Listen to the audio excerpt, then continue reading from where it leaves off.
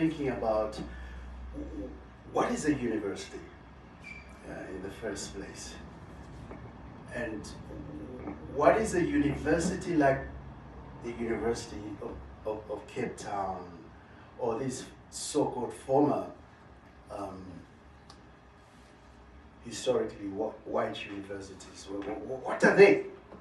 You know, are they personal entities for a coterie of racist, corrupt individuals, or are they public institutions?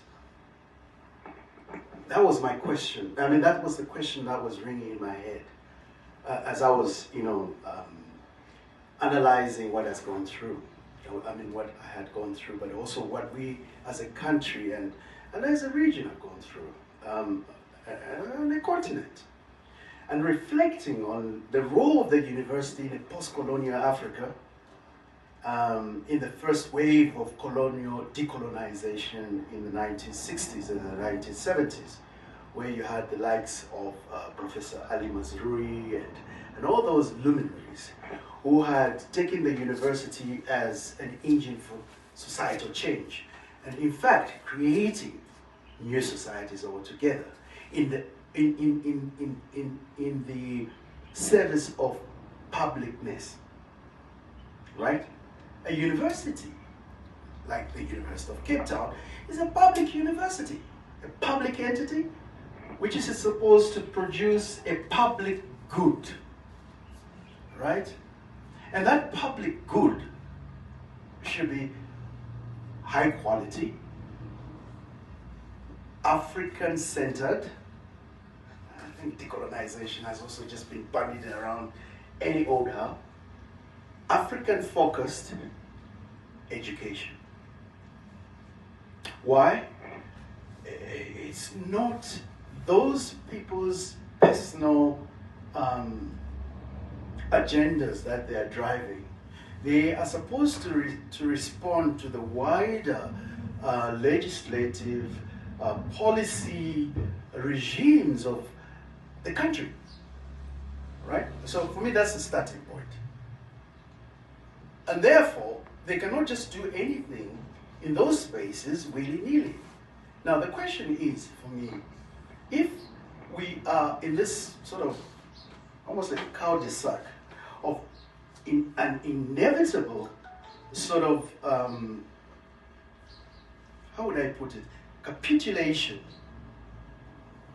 to the powers that be, the white powers. Because what I'm picking up, comrade, is that we're almost feeling that there's nothing we can do, given the fact that the white structure is so strong, and that we're unable to reshape or recalibrate the society. But I would argue that even 1 or 2, 3 Mahovas in these spaces can effect change in such a way that we have allies. What I noticed that in those spaces why one begins to be ostracized is that our own people, when I mean our own people, I'm talking about African people, people of African descent, begin to be the main agents of putting the brakes on transformation itself. Because these white races would not have the gall and the brazenness to effect and implement those racist agendas if they didn't have lackeys in the form of black people to implement their, racist agendas. So my contention is that we need to go back to the publicness of these institutions. And if they are public, then they are the main stakeholder in UCT, Stellenbosch, etc. It's not those races, but it's the local South African citizen. The person who's driving a taxi, the person who's cleaning the garden has a stake in UCT. That's my contention. It is not a place of safety for a coterie of racists and they feel that it is their own space. It's not. It's a publicness for me that I would argue should then spur South Africans into action to say, no, not in our name. That is our university. That's a starting point. The second point I would argue when I was thinking about this, and indeed it looks like universities have become killing fields. You know, scholars are being gunned down for doing the right things at UniZulu. Sakele, we were together with him at Wits, and we didn't know that we would end up on a hit list. Yeah, they shot at him and killed his bodyguard. So, yes, maybe the tent has become a system where everyone is trying to get into the crumbs of the master. But for me, the question would be the criminality of it all. Because when I mention these things to some of my colleagues in other parts of the world, where I say, oh, you know what, there was a professor was dead. Oh, really? But as we have been desensitized to the violence that a professor can be gunned down, there are hitmen who are running amok, and it's fine.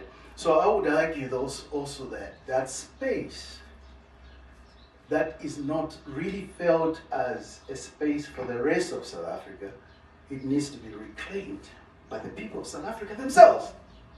Because it is their space. It is a public space where there should be a public good. Now, it feels like it is an enclave for a particular interest group,